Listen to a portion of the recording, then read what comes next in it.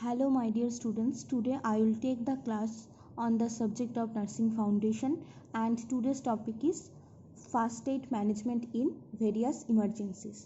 तो बहुत सारा इमरजेंसी कंडीशन अराइज हो सकता है जिसमें हम लोग फास्ट एड देके कोई भी क्लाइंट, कोई भी विक्टिम, कैजुअलिटी और कोई भी पेशेंट का लाइफ को सेव कर सकते हैं। तो बहुत सारा इमरजेंसी कंडीशन में फास्ट एड मैनेजमेंट का बहुत इम्पोर्टेंस है। तो हम लोग ये टॉपिक में डिस्कस करेंगे बहुत सारा इमरजेंसी कंडीशन, और वो इमरजेंसी कंडीशन में हम लोग कैसे कोई भी कैजुअलिटी और विक्टिम को कैसे फास्ट एड मैनेजमेंट देके उसका लाइफ सेव कर पाते हैं। ठीक है। First condition is asphyxia. Firstly, I will discuss about the definition of asphyxia. A condition in which the lungs do not get sufficient oxygen supply of air for breathing. तो asphyxia ऐसा condition है जिसमें lung breathing करने के लिए जो sufficient oxygen चाहिए वो एयर से नहीं ले पाता है. If this continues for some time, breathing and heart action stops and death occurs. ये कंडीशन थोड़ी देर तक कंटिन्यू होगा तो वो पर्सन का ब्रीदिंग भी नहीं होगा और थोड़ी देर बाद उसका हार्ट भी काम करना बंद कर देगा, जिसके वजह से पेशेंट का डेथ भी हो सकता है. Asphyxia can be induced by choking, drowning, electrical shock, injury और the inhalation of toxic gases. तो एस्फिक्सिया कौन सा कंडीशन में हो सकता है?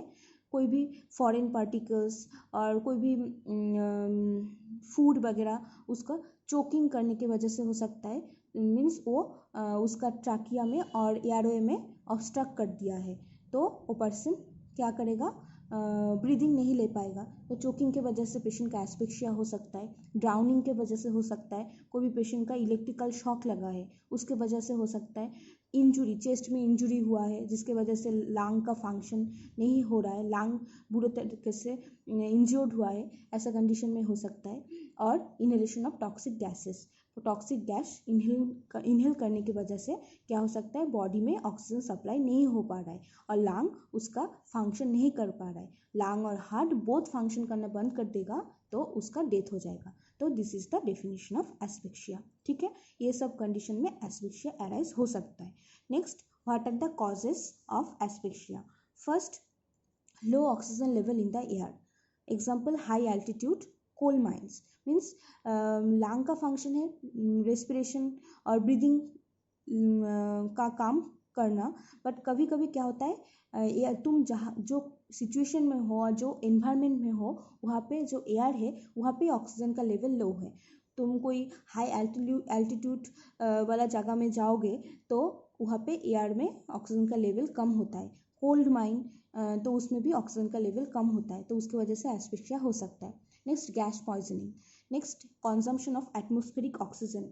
बार्निंग बिल्डिंग, कोई भी कहाँ पे भी बार्न हो रहा है, मीन्स कोई बिल्डिंग वगैरह बार्न हो रहा है और तुम वो बिल्डिंग में हो, तो ऐसा कंडीशन में तुम्हारा एस्फिक्सिया हो सकता है क्योंकि जो एयर का ऑक्सीजन है उसका लेवल वहाँ पे कम हो गया है. ठीक है. Next, obstruction of air passages. Example, foreign body और food in the air passage. External compression as in hanging, strangulation, laryngeal edema from acid or alkali burn. तो मेनली जो एयर पैसेज है, मीन्स जो हम लोगों का एयर है वहाँ पे कोई भी ऑब्स्ट्रक्शन हो गया है. कौन सा कंडीशन में ऑब्स्ट्रक्शन हो सकता है? कोई भी फॉरेन पार्टिकल एयर में घुस गया है और कोई भी खाना खाने के टाइम में कोई भी फूड पार्टिकल एयर पैसेज में ऑब्स्ट्रक्शन कर दिया है, उसके वजह से एयर पैसेज ऑब्स्ट्रक्ट हो सकता है. उसके बाद हैंगिंग कंडीशन में क्या हो सकता है? एक्सटर्नल कॉम्प्रेशन हो रहा है ट्रैकिया में और विंड पाइप में क्या हो रहा है? एक्सटर्नल कॉम्प्रेशन हो रहा है जिसकी वजह से पेशेंट का एयरवे ऑब्स्ट्रक्ट हो सकता है. उसके बाद strangulation. Next, laryngeal edema. Larynx में इडिमा हो सकता है किसकी वजह से? कोई भी एसिड और एल्कली बार्न की वजह से. तो those are the condition that may cause obstruction of the air passages. Next is the drowning. Most common condition, water enters the respiratory tract causing bronchospasm and lack of access to air. तो drowning की वजह से क्या होगा? Air जो है वो wind pipe और ट्रैकिया में घुस जाएगा जिसकी वजह से वहाँ पे ब्रोंका से ब्रोंक्यूल से उसमें क्या हो जाएगा? उसका मसल में स्पैजम हो जाएगा, कॉन्ट्रैक्शन हो जाएगा और कोई भी एयर लंग में घुस नहीं पाएगा. तो उसके वजह से क्या होगा? पेशेंट का एस्फिक्सिया हो सकता है. Next, depression of respiratory centre, example morphine poisoning, barbiturate poisoning, electrocution. तो मेनली हम लोग को सबको पता है रेस्पिरेटरी सेंटर हम लोग का ब्रेन में मेडुला ऑब्लोंगेटा और पॉन्स में होता है। तो वहाँ पे डिप्रेशन हो गया है, किसकी वजह से डिप्रेशन हो गया है? मॉर्फिन जो ड्रग है उसका पॉइजनिंग की वजह से, barbiturate one type of drug है उसका पॉइजनिंग की वजह से, और इलेक्ट्रोक्यूशन मीन्स इलेक्ट्रिकल शॉक लगने की वजह से रेस्पिरेटरी सेंटर काम नहीं कर रहा है। जो हम लोग का रेस्पिरेशन को मेंटेन कर रहा था, कंट्रोल कर रहा था, वो रेस्पिरेटरी सेंटर ही काम नहीं करेगा तो पेशेंट का रेस्पिरेशन नहीं हो पाएगा, जिसकी वजह से पेशेंट का एस्फिक्सिया होगा। Next is the compression of thoracic case, sorry spelling थोड़ा मिस्टेक है, THORACIC, thoracic cage, example fall of earth, sand, mines, collapse of the house etc. तो थोरासिक केज मीन्स क्या है? हम लोग का जो रिब केस है तो वहाँ पे कॉम्प्रेशन हो गया, किसकी वजह से? इंजरी की वजह से हो सकता है, फॉल हुआ है, ऊपर से गिर गया है, उसके बाद कोल माइन में ये हो सकता है, कोई भी फॉल होके कोल माइन में गिर गया है, उसके बाद कोई भी हाउस में कोलैप्स हो गया है, उसके बाद ये सब कंडीशन में क्या हो सकता है? थोरासिक केज में कॉम्प्रेशन हो सकता है, जिसकी वजह से एस्फिक्सिया होगा। Next last is the respiratory distress such as bronchial asthma, pulmonary tuberculosis. तो बहुत सारे रेस्पिरेटरी कंडीशन है, रेस्पिरेटरी डिजीज है such as bronchial asthma, pulmonary tuberculosis, जिसमें क्या होता है? लंग ठीक ठाक काम नहीं कर पाता है, इसकी वजह से पेशेंट का लंग का फंक्शन क्या है? ब्रीदिंग करना, रेस्पिरेशन करना। तो रेस्पिरेशन ठीक ठाक नहीं होगा तो पेशेंट का बॉडी में ऑक्सीजन सप्लाई नहीं होगा, और ऑक्सीजन बॉडी में सप्लाई नहीं होगा तो एस्फिक्सिया हो जाएगा। ठीक है, तो those are the most common causes for development of asphyxia. Okay, next I will discuss about the various signs and symptoms of development of asphyxia. तो कोई भी क्लाइंट और कोई भी विक्टिम और कैजुअलिटी को एस्फिक्सिया हुआ है तो हम लोग कौन सा साइन और सिम्टम देख के हम लोग को पता चलेगा, वो हम लोग अभी डिस्कस करेंगे। फेज 1, तो फर्स्ट फेज में क्या होगा? Rate of breathing increase means respiratory distress होगा, उसका जो रेस्पिरेटरी रेट है वो इंक्रीज हो जाएगा। Short of breathing means breathing जो है और रेस्पिरेटरी डिस्ट्रेस के तरह ही शॉर्टनेस ऑफ ब्रीथ होगा उसका। Next when of neck become Solan, जो नेक वेन है जुगुलर वेन वो सोलेन हो जाएगा, बाहर से दिखेगा। नॉर्मली जुगुलर वेन बाहर से हम लोग नहीं देख पाते, बट ऐसा कंडीशन में एस्फिक्सिया पेशेंट का जुगुलर वेन और नेक वेन क्या हो जाएगा? डिस्टेंडेड हो जाएगा, सोलेन हो जाएगा। Next face, lip, nails, fingers and toes turn blue, क्योंकि ऑक्सीजन सप्लाई नहीं हो रहा है तो होल बॉडी में ऑक्सीजन नहीं मिल रहा है तो क्या होगा? पेशेंट का बॉडी साइनोसिस, बॉडी में साइनोसिस हो जाएगा, means face, lips, nails, fingers and toe का कलर ब्लू हो जाएगा। ठीक है, pulse get faster and feeble, तो पल्स हम लोग फील करेंगे तो पेशेंट का पल्स क्या होगा? फास्ट होगा, नॉर्मल से पल्स का रेट ज़्यादा होगा, मीन्स टाकीकार्डिया होगा, बट वो पल्स जो है उसका उतना स्ट्रांग नहीं होगा, बहुत वीक होगा। ठीक है, हम लोग फील करने से हम लोग को पता चलेगा। नॉर्मल पर्सन का तो एक पल्स का रेट होता है, रिदम होता है और एक इंटेंसिटी भी होता है, तो ऐसा कंडीशन में हम लोग जब पेशेंट का पल्स चेक करेंगे वो नॉर्मल से फास्टर होगा और बहुत वीक होगा। ठीक है, नेक्स्ट फेज 2 में कौन सा सिम्टम हम लोग देख पाएंगे? First is the consciousness is lost totally और पार्शियली, पेशेंट जो है उसका कॉन्शसनेस लॉस्ट भी हो सकता है, पूरा लॉस्ट हो सकता है और पार्शियली भी लॉस्ट हो सकता है। Next froth may appear at the mouth और नॉस्ट्रिल, उसका मुंह से और नॉस्ट्रिल से बहुत सारा फ्रोदी डिस्चार्ज, सिक्रेशन वगैरह, म्यूकस सिक्रेशन, ये सब निकल सकता है। Next fits may occur, patient का फिट्स भी हो सकता है। तो those are the most common sign and symptom which is occur in the condition of asphyxia patient. Okay, next is the very important which is first aid management of asphyxia. तो the first step in management of asphyxia is to clear the airway, तो patient का airway obstruct होने की वजह से ये हो रहा है, एस्फिक्सिया हो रहा है, पेशेंट ब्रीदिंग नहीं ले पा रहा है, तो ऐसा कंडीशन में हम लोग का मेन फर्स्ट स्टेप क्या होगा, मेन फंक्शन क्या होगा हम लोगों का फर्स्ट एड मैनेजमेंट देने के टाइम में? पेशेंट का जो एयरवे है उसको क्लीन करना। हम लोगों को पता है पेशेंट का एयरवे कैसे हम लोग क्लीन कर सकते हैं। First is head till chin lip position करके हम लोग क्लीन कर सकते हैं, जॉ थर्स्ट पोजिशन करके हम लोग क्लीन कर सकते हैं, और मुंह में कोई सिक्रेशन वगैरह है तो पेशेंट को साइडलाइन पोजिशन में लाके उसका सिक्रेशन को हम लोग निकाल के उसका एयरवे को क्लीन कर सकते हैं। ठीक है, नेक्स्ट इज द तो कौन सा कंडीशन में पेशेंट का एस्फिक्सिया होगा, अभी हम लोग डिपेंड्स ऑन द कंडीशन और डिपेंड्स ऑन द कॉज हम लोग first aid management of asphyxia अभी डिस्कस करेंगे। First is the condition of drowning. Turn the patient face downward, head on one side and arm stretch beyond the head. Infants and children में be held upside down for some time. तो drowning patient होगा तो उसको हम लोग prone position में लाएंगे और साइड लाइन पोजिशन में रखेंगे। उसके बाद उसके पोस्चुरल ड्रेनेज होके उसका जो फ्लूइड वगैरह वाटर जो विंड पाइप में निकल घुस गया था, एक्यूमुलेट हो गया था, वो निकालने का कोशिश करेंगे। ठीक है, और इन्फेंट एंड चिल्ड्रन होगा तो अप साइड डाउन करके हम लोग उसको थोड़ा टाइम रख देंगे। तो डिटेल हम लोग बाद में डिस्कस कर रहे हैं कौन सा पोजीशन रखना है, क्या करना है। ठीक है, नेक्स्ट इज द हैंगिंग और स्ट्रैंगुलेशन। हैंगिंग सबको पता है, हैंगिंग के वजह से क्या हो सकता है, स्ट्रैंगुलेशन हो सकता है। Strangulation means total cut off blood circulation, means बाहर से कोई लाइगेचर की वजह से क्या होगा, सर्कुलेशन नहीं हो जाएगा, विंड पाइप और ट्राकिया में कॉम्प्रेशन होगा। ठीक है, तो उसमें हम लोगों का काम क्या है, cut the ligature around the neck. Neck में जो लाइगेचर होगा फर्स्ट हम लोग उसको काट करना है। ठीक है, next is the choking due to a foreign body in the airway. Choking हो सकता है जिसमें मोस्ट कॉमनली एस्फिक्सिया होता है। तो किसकी वजह से चोकिंग होता है, मेनली फॉरेन बॉडी और एनी फूड पार्टिकल जो एयरवे में ऑब्स्ट्रक्ट कर देता है, जिसकी वजह से चोकिंग हो सकता है। तो different methods can be adapted to remove the foreign body. बहुत सारे मेथड से हम लोग वो मेथड अप्लाई करके पेशेंट का एयरवे को क्लियर कर सकते हैं और फॉरेन बॉडी को निकाल सकते हैं। तो चोकिंग का फर्स्ट एड मैनेजमेंट हम लोग अभी डिस्कस करेंगे। First method is the back blow. Stand on one side and slightly behind the patient. Place the left hand over the sternum to support the patient, the head being at the lower level than the chest. तो क्या करना है, patient का पीछे खड़ा होके, slightly पीछे खड़ा होके लेफ्ट हैंड से पेशेंट का स्टर्नम के ऊपर सपोर्ट देना है और हेड जो होगा उसका चेस्ट लेवल से लोअर लेवल में होगा, जिससे उसका जो कुछ फॉरेन बॉडी जो एयरवे में रह गया है वो वहाँ से निकल जाए। और उसके बाद पीछे से उसका बैक में क्या करना पड़ेगा, ब्लो करना पड़ेगा।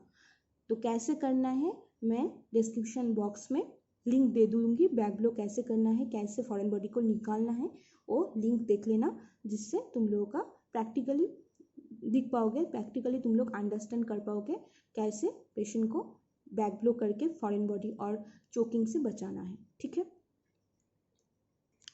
नेक्स्ट मेथड इज द हेलमिक मैन्यूवर और manual abdominal thrust. Stand behind the patient with arms around the patient's waist, gaps one waist with the other, and place the thumb side of the fist against the patient's abdomen between the umbilicus and the rib cage. Then quickly press the fist inward and upward 4 times. तो ये हेमलिक manoeuvre क्या है, patient को पीछे तुमको खड़ा होना है। उसके बाद पेशेंट का जो वेस्ट है, वेस्ट क्या है, waist is the area between the chest and the hip. तो चेस्ट एंड हिप के बीच में जो एरिया है उसको हम लोग वेस्ट बोलते हैं। तो वो एरिया में तुम क्या करना है, तुमको एक 2 हाथ से फिस्ट बना के वहाँ पे थंब साइड दे के तुमको वहाँ पे क्या करना है, प्रेस करना है। ठीक है, कहाँ पे प्रेस करना है, mainly the area between umbilicus and the rib cage. Umbilicus and rib cage के बीच में जो एरिया होगा उसको हम लोग वेस्ट बोलेंगे। वहाँ पे क्या करना है, तुम 2 हाथ से जो फिस्ट बनाया हुआ है उसको दे के थंब साइड दे के तुमको वहाँ पे फिस्ट से इनवर्ड एंड अपवर्ड प्रेस करना है 4 टाइम्स। तो उसको हम लोग बोलते हैं हेलमिक मैन्यूवर।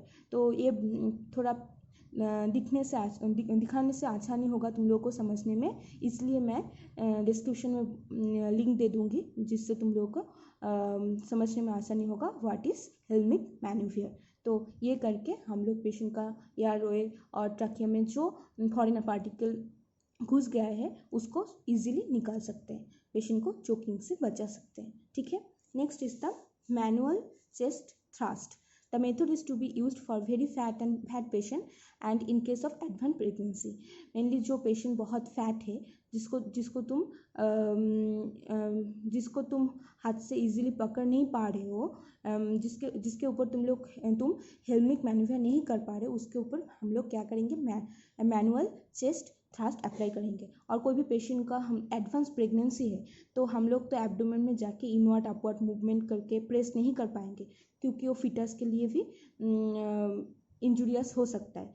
तो हम लोग क्या करेंगे, तब मैनुअल थ्रस्ट चेस्ट थ्रस्ट देंगे. तो उसमें क्या करना है, stand behind the patients armpit, encircle the chest at the level of the middle of the sternum, place the thumb side of the right fist over the sternum, grasp the fist with the left hand and exert 4 rapid backward thrust. Lean forward, placing the head below the level of the chest if possible. तो patient का पीछे जाके तुम्हारा हाथ से fist जो same था वहाँ पे फिस्ट बना के उस स्टार्नम के ऊपर रखना पड़ेगा. उसके बाद वो फिस्ट से क्या करना है, फिस्ट से तुम्हारा 4 टाइम्स बैकवर्ड थ्रस्ट देना है. ठीक है, बैकवर्ड प्रेस करना है, जिससे चोकिंग मटेरियल और फॉरेन बॉडी वहाँ से निकल जाएगा. तो हर टाइम क्या ध्यान रखना है, पेशेंट को थोड़ा फॉरवर्डली लीन होने के लिए बोलना पड़ेगा, जिससे क्या होगा, उसका हेड जो है वो चेस्ट का लेवल से थोड़ा नीचे आ जाएगा, जिसके वजह से चेस्ट का कोई मटेरियल वगैरह है, ऑब्स्ट्रक्शन वगैरह है तो इजीली निकाल पाएगा, फोर्सफुली वो निकाल जाएगा ये करने से. ठीक है, तो ये मैनुअल चेस्ट थ्रस्ट हम लोग किसको देंगे, जो बहुत ओबेस पेशेंट है और बहुत एडवांस प्रेगनेंसी वाला पेशेंट है, उसको हम लोग ये देंगे. Next is the finger probe. This method is to be used for an unconscious patient after back blow and chest compression fails. Open the patient's mouth, grasp the tongue and lower jaw between thumb and fingers and lift up, thereby drawing the tongue forward away from the back of the throat and the foreign body. Insert the index finger of the other hand along the cheek up to the base of the tongue and hook out the foreign body. तो finger probe क्या है, जो unconscious patient है उसके लिए mainly हम लोग back blow दे दिए, चेस्ट कॉम्प्रेशन कर लिए, कोई भी काम नहीं किया, तो हम लोग तो अनकॉन्शियस पेशेंट तो मुंह नहीं खुल पाएगा, तो हम लोग हाथ से उसका मुंह ओपन करके इंडेक्स फिंगर डाल के जो फॉरेन बॉडी है वो उसको निकालने का कोशिश करेंगे. ठीक है, next is the another method to remove the foreign body in the airway of an infant or a child. Abdominal thrust cannot be used because of the risk of injury to abdominal viscera. तो कोई भी infant child उसको हम लोग abdominal thrust देके और हेलमिक manoeuvre करके choking material को निकालने जाएंगे तो उसका एब्डोमिनल मसल में इंजुरी हो सकता है.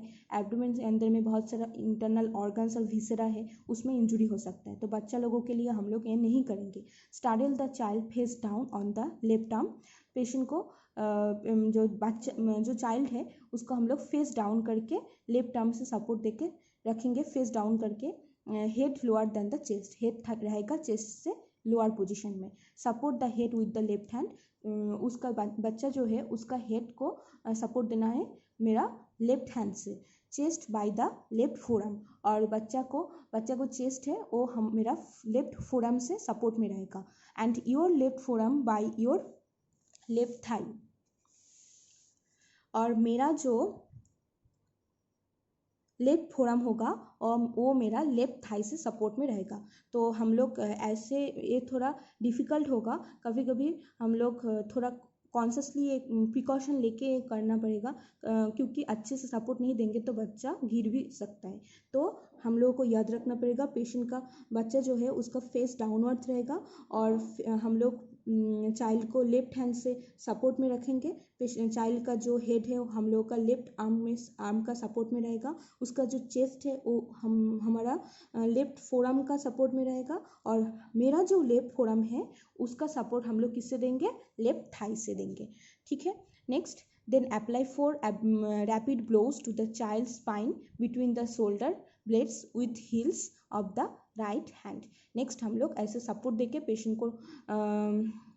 पेशेंट का जो बैक है उसमें जो शोल्डर ब्लेड है वो 2 शोल्डर ब्लेड होता है, उसका मिडिल में मेरा जो राइट हैंड होगा उसका हील देके 4 रैपिड ब्लो करेंगे. ठीक है, उससे उसका चोकिंग मटेरियल निकल जा सकता है. ठीक है, तो बच्चा के लिए अलग सा है, ठीक है। तो बच्चा और इन्फेंट और चिल्ड्रन को कैसे चोकिंग से बचाना है उसके लिए अलग टेक्निक है। इसके लिए इसका भी लिंक मैं डिस्क्रिप्शन बॉक्स में दे दूंगी, प्लीज़ देख लेना। तो बहुत इजी, देखने से बहुत इजी हो जाएगा topic. Okay, next last is the once the airway is clear, the patient may start breathing on his own. See that the client gets fresh air. If the patient cannot breathe, give artificial ventilation. तो choking material जो है, foreign body जो भी है वो निकल गया airway से, तो एयरवे क्लियर हो गया है। अभी हम लोगों को देखना पड़ेगा पेशेंट खुद से ब्रीदिंग ले पा रहा है नहीं ले पा रहा है। पेशेंट खुद से ब्रीदिंग ले पा रहा है तो हम लोगों को देखना है वहाँ पे ओवर क्राउड नहीं हो, फ्रेश एयर उसको मिले, ठीक है। और कभी पेशेंट का ब्रीदिंग खुद से नहीं भी हो सकता है, तो हम लोग का क्या काम होगा, पेशेंट को आर्टिफिशियल वेंटिलेशन देना, ठीक है। हम लोग को पता है कैसे आर्टिफिशियल वेंटिलेशन देना है। Most commonly mouth to mouth respiration हम लोग दे सकते हैं। बच्चा लोग होगा तो माउथ एंड नोज हम लोग रेस्पिरेशन आर्टिफिशियली दे सकते हैं, ठीक है। और भी बहुत सारा टेक्निक है, वो है आर्टिफिशियल वेंटिलेशन देने का। Those are arm lift, chest pressure method, Silvester's method. ये मेथड में क्या होता है उसका डिटेल्स में भी लिंक में दे दूंगी, कैसे करना है, कैसे ये मेथड यूज़ करके पेशेंट को आर्टिफिशियल वेंटिलेशन देना है, उसका लिंक मैं डिस्क्रिप्शन बॉक्स में दे दूंगी, प्लीज़ वीडियो देख लेना, ठीक है। बहुत आसान है। Next prone pressure method, Schafer's method. तो prone pressure method means patient को प्रोन पोजीशन में ला के पेशेंट को बैक साइड में लंग का एरिया जो है वहाँ पे क्या करना है, कंप्रेशन देना है। तो उसका भी वीडियो का लिंक मैं डिस्क्रिप्शन में दे दूंगी, प्लीज़ देख लेना। Last is external cardiac message. सबको पता है एक्सटर्नल कार्डियक मैसेज क्या है, और जो चेस्ट कंप्रेशन था वही है external cardiac massage. Okay, and last is arm lift back pressure method, Holger Nielsen method. ये भी पेशेंट का आर्टिफिशियल वेंटिलेशन देने का एक टेक्निक है। ये बहुत सारा टेक्निक है, तो ये भी मैं डिस्क्रिप्शन में दे दूंगी, कैसे arm lift back pressure method और हॉलगर नेल्सन मेथड अप्लाई करना है पेशेंट को आर्टिफिशियल वेंटिलेशन देने के टाइम में। तो ये वीडियो का लिंक देख लेना डिस्क्रिप्शन बॉक्स में जाके, तो तुम लोगों का समझने में आसानी होगा, ठीक है। तो this is the first aid management of the patient of asphyxia. Okay, this is all about the asphyxia patient first aid management.